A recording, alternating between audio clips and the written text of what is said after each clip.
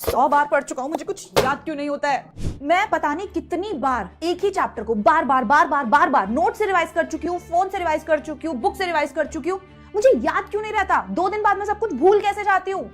तुम्हें क्या लगता है सिर्फ बुक देखने से रिवाइज हो जाएगा, या सिर्फ नोट्स रिवाइज करने से रिवाइज हो जाएगा, या एग्जाम टाइम पर रिवीजन करोगे?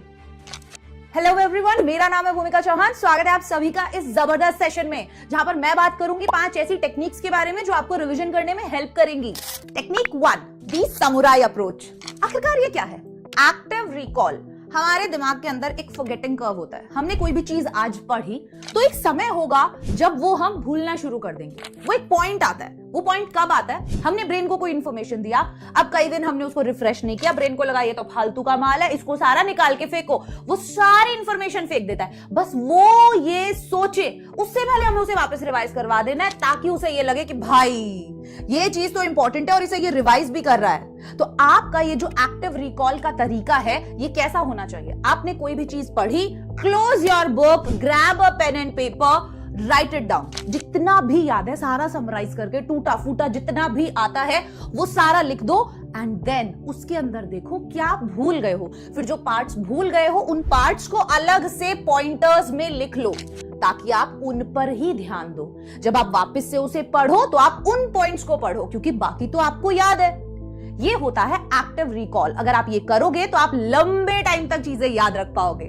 Technique number 2, spaced repetition. जैसे मुरझाए हुए फूलों को पानी देना जरूरी है, वैसे ही आपके मुरझाए हुए दिमाग को भी थोड़ा सा पानी देना जरूरी है। ये पानी आप डिसाइड कर लीजिए कि आप कब कब देंगे। जैसे कुछ पानी देने के प्लांट्स ऐसे होते हैं जिन्हें पानी की बिल्कुल जरूरत नहीं होती, और कुछ प्लांट्स ऐसे होते हैं जिनमें हर रोज पानी देने की जरूरत होती है। आपको भी अपने टॉपिक्स को ऐसे ही डिवाइड करना है कि ये टॉपिक्स को रेगुलर रिविजन की जरूरत है, या ये टॉपिक को अगर मैं 1 महीने बाद भी रिवाइज करूंगा तो भी चलेगा। लेकिन आप ये डिसाइड कर लीजिए और टाइम पर उसको रिवाइज करते रहिए। For example 1 week, then 10 days, then 15 days, then 1 month, then 2 months, then again 15 days. Spaced repetition करते रहिए। इस गार्डनिंग टेक्निक से आप लंबे समय तक चीजों को याद रख पाएंगे।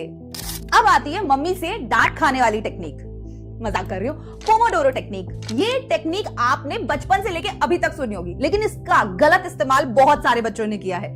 आखिरकार आपको जब बोला जाता है कि आप 30 मिनट्स पढ़िए और 5 मिनट्स का ब्रेक लीजिए, तो ये जो 5 मिनट्स का ब्रेक है, इसको बच्चों ने बहुत गलत तरीके से इस्तेमाल किया। ये वो आजादी थी जो मम्मी पापा ने बहुत ट्रस्ट करके उनको दी, और उन्होंने उसको गलत तरीके से यूज किया।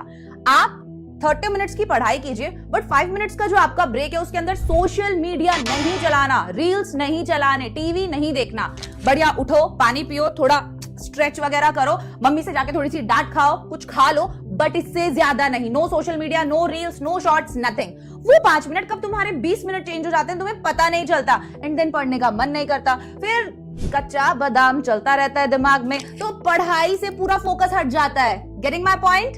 Technique 4, interleaved practice. Math math math math. इतना मैथ मत करो यार, थोड़ा मिक्स करो, थोड़ा फिजिक्स, थोड़ा केमिस्ट्री, थोड़ा बायोलॉजी, थोड़ा सा स्वाद अनुसार नमक, एकदम मसालेदार बिरयानी की तरह। कहने का मतलब है जब आप एक ही टॉपिक को बार बार पढ़ते रहते हो, उसे बार बार रिवाइज करते रहते हो, तो ऑब्वियसली आप बोर हो जाते हो और आप अपना टाइम सही से मैनेज नहीं कर पाते हो, और फिर बाकी सब्जेक्ट्स को भी टाइम से आप रिवाइज जब नहीं करोगे तो उनकी चीजें भी आप भूलते चले जाओगे। तो आपको क्या करना है? आपको प्रॉपर्ली अपना टाइम डिवाइड करना है हर एक सब्जेक्ट के रिविजन के लिए, ताकि एग्जाम टाइम पर जो है प्रेशर ना बने। And the last one is छोटे भाई बहन का गला पकड़ लो।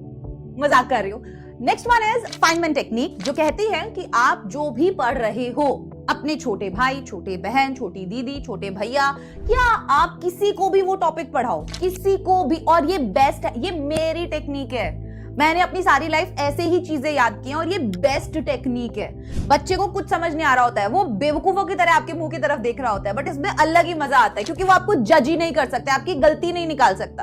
तो आप इजीली उसको बोल बोल के रिवाइज करवा सकते, मतलब खुद का रिविजन कर सकते हो और उसको इरिटेट कर सकते हो। Getting my point? Feynman technique एक ऐसी टेक्निक है जो आपको बहुत अच्छे से चीजें याद रखने पर मजबूर कर देगी, और जहां पर भी आप अटकोगे, आप उस पॉइंट को तभी की तभी लिख लो कि मुझे ये चीज उसे समझाते समय याद नहीं आई थी। जैसे कि एक टीचर जब आपको पढ़ाते हैं तो ऑब्वियसली उनके कॉन्सेप्ट्स और ज्यादा स्ट्रांग होते हैं, उनके दिमाग में और आइडियाज आते हैं। ठीक है। और जब अगर सामने से कोई बच्चा क्वेश्चन करता है तो और भी ज्यादा मजा उस चीज के अंदर आने लगता है, आपको क्लैरिटी कॉन्सेप्ट्स की और भी ज्यादा मिलने लगती है।